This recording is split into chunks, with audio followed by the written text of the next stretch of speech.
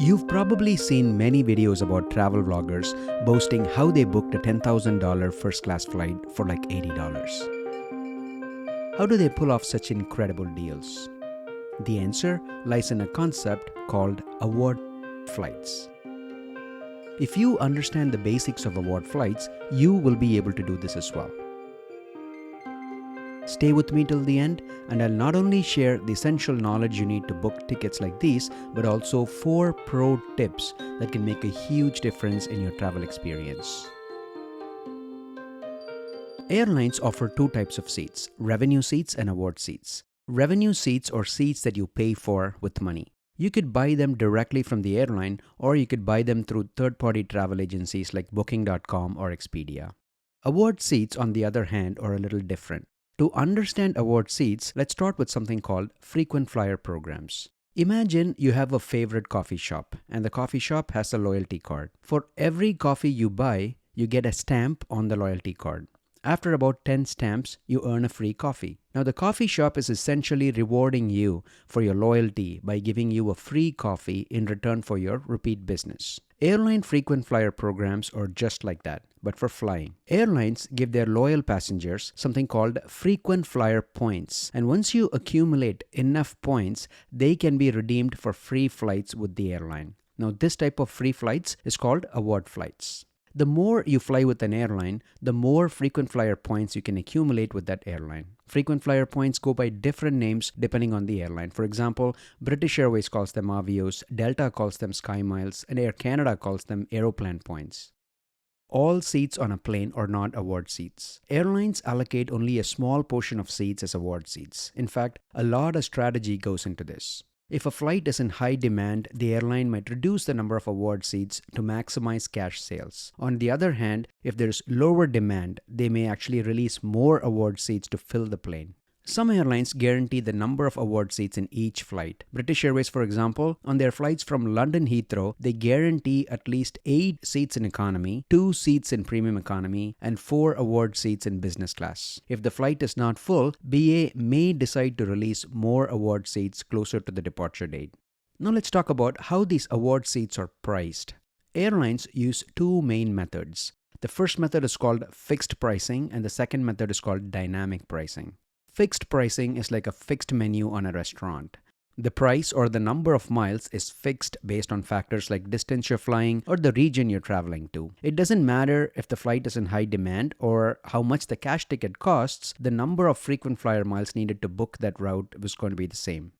Dynamic pricing is more like booking concert tickets or hotel rooms. The cost in miles changes based on factors such as demand, seasonality, and how full the flight is. This means you might need fewer miles during off-peak times or less popular routes, but significantly more miles during high-demand flights such as last-minute booking on a popular holiday. Airlines like Delta use this dynamic pricing model. Again, keep in mind, dynamic pricing isn't always a bad thing. Let me give you an example. Virgin Atlantic used to follow fixed pricing model where a flight from London to New York would always cost 59,000 Virgin points no matter what, regardless of the demand.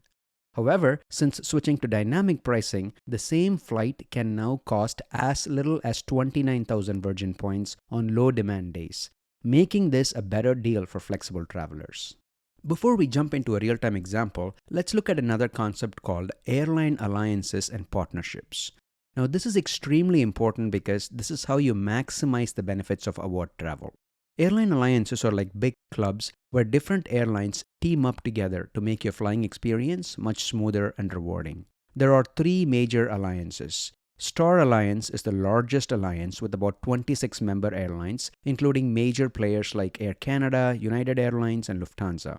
SkyTeam includes airlines like Delta, Air France, and Korean Air. There are a total of 18 member airlines in the SkyTeam Alliance. My favorite alliance is the One World Alliance, which features airlines such as American Airlines, British Airways, and Qatar Airways. Now, these alliances come with many advantages, but for our purposes, one benefit stands out above the rest. This is the flexibility to earn and redeem points across multiple airlines within the same alliance. Let me explain. Let's say you're a frequent flyer with American Airlines, which is a part of One World Alliance. You've been collecting American Advantage miles every time you fly American Airlines. Now let's say you're vacationing in Australia and you're flying from Sydney to Melbourne on Qantas. Now the miles that you earn on Qantas for this flight is not going to be of much use to you because you don't fly Qantas often. This is where airline alliances help you. Qantas is also a One World Alliance member, so you can choose to put in your American Airlines' frequent flyer number in the Qantas flight reservation and have all your points credited to the American Airlines account as AA Advantage miles. Now, there are certain rules that each airline imposes as to how many miles you can earn, and if you go to American Airlines' website, you can clearly see how many AA miles you will earn by flying Qantas from Sydney to Melbourne.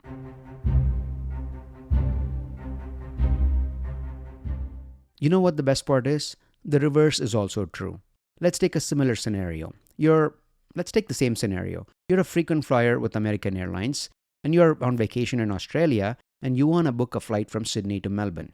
You can use your American Airlines miles to book a ticket on Qantas for this route. Remember I mentioned there are two types of seats, revenue seats and award seats? This booking option, as in booking a Qantas seat using American miles, only applies to award seats. You cannot book a Qantas revenue seat using American Airlines miles. Now, if Qantas has made 4 award seats available on that flight, you can use your American Airlines miles only to book those 4 flights. Here's the tricky part. Qantas could decide to prioritize its own customers, offering all 4 seats to their own loyalty members.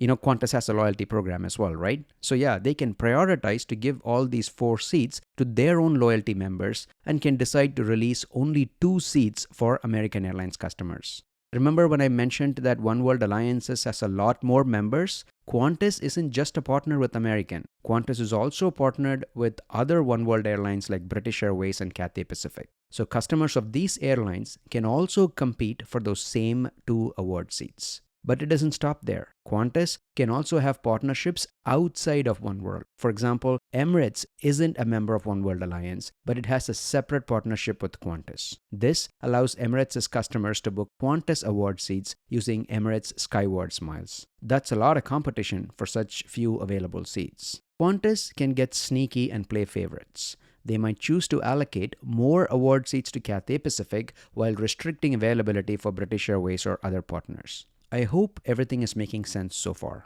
There's one more important thing you need to know to get the best value for your award flights. I'm going to start this with an analogy. Imagine a popular hotel that partners with 3 travel agents to fill its rooms. Now, each travel agent has their own pricing system. Travel agent A offers a room for 10,000 points per night, regardless of the season. Travel agent B prices the same room at 8,000 points during off-peak seasons but charges 15,000 points in peak season. Travel agent C has their own flexible pricing, charging anywhere between 6,000 to 20,000 points based on demand and room availability. Now, each travel agent has negotiated a unique deal with the hotel, allowing them to set their own pricing structure to attract specific types of customers. Now, you are free to choose which agent you want based on what works for you. Pause the video here and look at this for a minute. Now, let's apply this analogy to the airline world. The hotel represents the airline and the rooms represent the award seats. In our example, the hotel is Qantas. The travel agents represent the partner airlines. American, British Airways, and Cathay Pacific try to sell Qantas's award seats.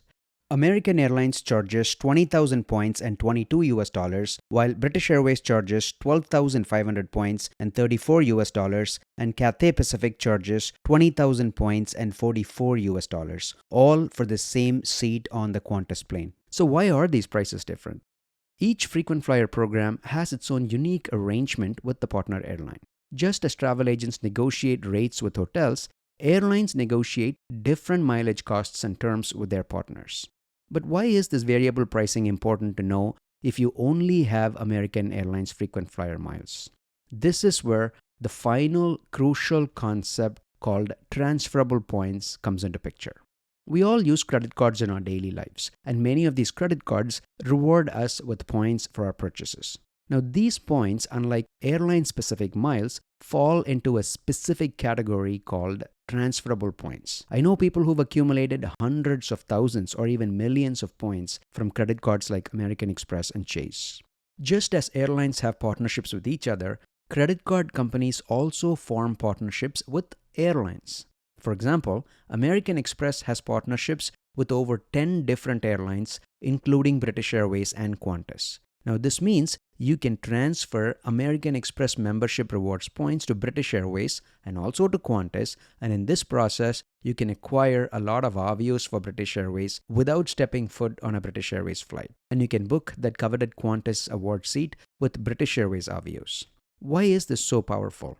It gives you incredible flexibility. Instead of being tied to one airline's program, transferable points open up a world of possibilities by letting you use them with multiple partners. Even if you've never flown British Airways, you can still tap into their award seat inventory using your credit card points. Let's go back to our example. Imagine Qantas has made all 4 award seats available to their own loyalty members who can book them only with Qantas points, and only 2 seats available to One World Alliance partners. Now here's where you can outsmart Qantas's system by transferring your American Express credit card points to Qantas points, and now you get access to all 4 seats just like a Qantas loyalty member. So yes, the possibilities are endless.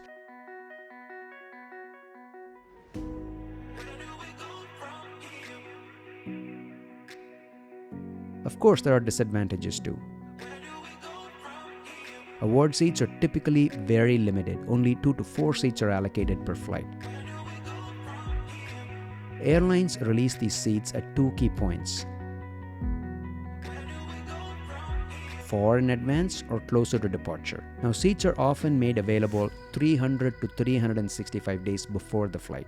So if you're a planner, this is your chance to grab them as soon as they're released. Airlines may release unsold seats as award availability closer to the travel date, sometimes just days before the flight. This is especially useful for last-minute travelers. Flexibility is key. Whether you plan ahead or wait until the last minute, being adaptable and being able to switch your travel date 1 or 2 days before or after greatly improves your chances of snagging award flights. If you're relying on transferable credit card points, keep in mind that transferring points to an airline can sometimes take 24 to 48 hours. Depending on the credit card company and the airline. This delay can be frustrating because the award seats might disappear by the time your transfer is complete. So once transferred, points are stuck in the airline's program. You cannot transfer the points back to credit card accounts, which means you could be left with points in an airline you don't frequently use. Here's a pro tip. Check if the airline allows you to hold an award seat before transferring points, or focus on airlines where transfers are instant. There's one last thing to remember. Even though award seats are booked with miles, airlines often charge taxes, fuel surcharges, and other fees on top of that. Now, these costs can add up. They can be as little as $5.60, or they can be as high as $1,000. Certain programs like British Airways and Emirates are known for their high surcharges on long-haul flights. As promised, here are some pro tips for booking award flights. Use American Airlines miles for One World partners. American Airlines is known for having low surcharges on award tickets. Avoid flying to and from London when possible. London is infamous for its high taxes and surcharges on flights, especially in premium cabins. So if your itinerary allows, consider flying to a nearby city like Paris or Amsterdam and connecting from there. Always check availability across partner airlines in the alliance. Different partners may have lower surcharges or even more availability of award seats. Take the time to compare the options to get the best deal. Last but not least, check the cancellation policies before booking. American Airlines lets you cancel award tickets without any penalty right up to the last minute, while Air Canada charges a fee of about $150 for cancellations made 24 hours after booking. If you enjoyed this video and if you feel like you learned something from this video, please feel free to like and comment and subscribe, and share this with your friends and family so they can benefit out of this as well. Thank you.